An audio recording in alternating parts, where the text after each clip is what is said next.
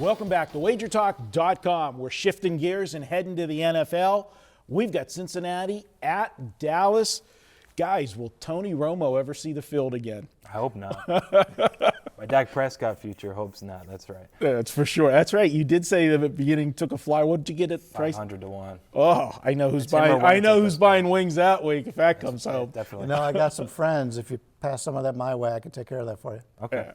The situation, I mean, Dak Prescott, he's done everything asked. And, it just, Preston, you're younger, so I'll go to Bryan with this question.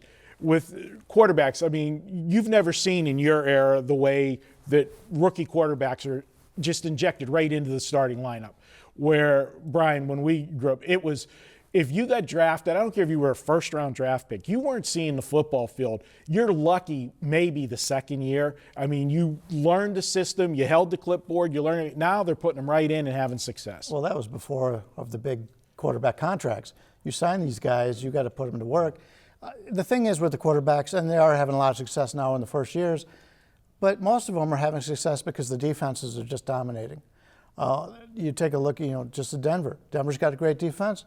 Minnesota's got a quarterback that a lot of people didn't want. They've got a great defense. A great defense will make your offense better, and Dallas's defense is better than it's been in the past. Part of that is because they're able to run the football on offense, right. Keep that defense off the field. They're getting the time. They're winning the time of possession battle, which they didn't do at all last year because they couldn't stay on the field last year. They had no offense to move the football.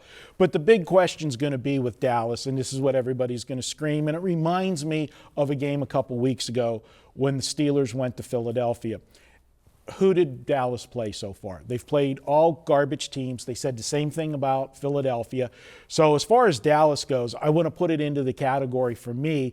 I call this their statement game or legitimizer because they're actually playing a playoff team in the Cincinnati Bengals, and we'll see what they do this week.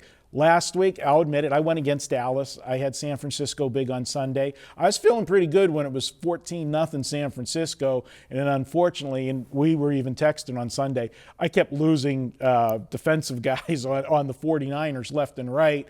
Unlike you, I wasn't smart enough to put some live wager in on Dallas when the injuries were occurring. But what do you make of Dallas this week?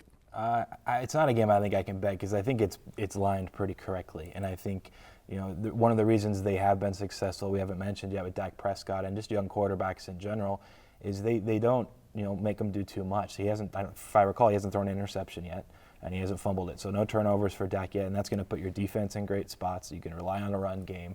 On the flip side, just kind of to compare, Jameis Winston's a guy that they've tried to open up now in his second year, and he's throwing interceptions left and right, and Tampa Bay's looked really, really poor. So with Carson Wentz, or whether it's Dak Prescott or Trevor Siemian or Paxton Lynch even for Denver, if they put their guys in good spots, they're going to have a shot to win these games. And this one, I think falls right under it, whether it's Cincinnati or not. You're at home. You're not quite as good of a team. I think Cincinnati, I still rate them slightly better. But they're going to be right there in the game, defensively, unless all of a sudden Dak Prescott's throwing interceptions all over the place, which I don't expect to happen. They're going to rely on Elliott in their run game. And, Cincinnati's defense has, I guess, been down in their standards so far this season compared to last year where they were ranked number 1 in the whole NFL in points per play. I'm kind of curious to see how they respond to. I think Cincinnati's 2-2, if I recall. Mm-hmm. This is a big game for them, even though it is a non-conference or non-division game. They need to get over 500 and start contending with Pitt and Baltimore, who are going to probably be ahead of them going forward the rest of the year. Bryan, Cincinnati is, Preston said, 2-2. They're 2 wins. They had a 1-point win over the Jets the first week of the season. And then last week on Thursday night, so they do get a couple extra days to prepare. They're going to be without Tyler Eifert again. Update today, he re-injured himself in practice. This guy can't get back on the football field. I mean, he missed a lot of time last year and hasn't played this year. And that was always Andy Dalton's security blanket, and he is definitely missing him this year. But you can't take any stock in the win last week over Miami. I was on Cincinnati, and I felt fortunate because Miami absolutely stunk. They couldn't get anything going offensively. They had so many injuries, offensive line and stuff last week. It was, so don't look at it as the fact that Cincinnati had a dominant defensive performance. I go back and look at the first two games of the season. Pittsburgh and the Jets ran the football well against the Cincinnati team, and we know that's what they're going to see this week with the Dallas Cowboys. Yeah, you talk about the game last week. Miami had a rookie coach, and he's going on the road on a Thursday game. That's like the worst spot to be in from a betting standpoint. And a non-division game where there's no familiarity with the other team. Yeah, and I had Cincinnati at teaser. I think you had them in that game. So it was pretty much what we expected.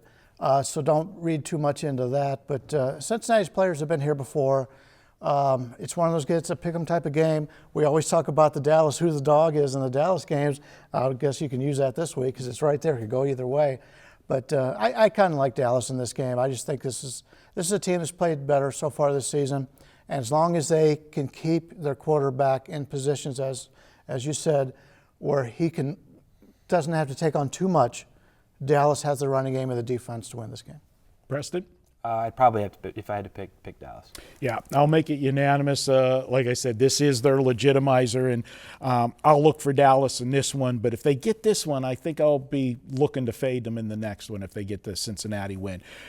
Guys, don't forget, each and every Tuesday at WagerTalk, it's $2 Tuesday. We pick one capper and we offer his best bet for just $2. It's a great way to introduce yourself to a new capper or just to introduce yourself to the site. Check it out each and every Tuesday at WagerTalk. It's $2 Tuesday.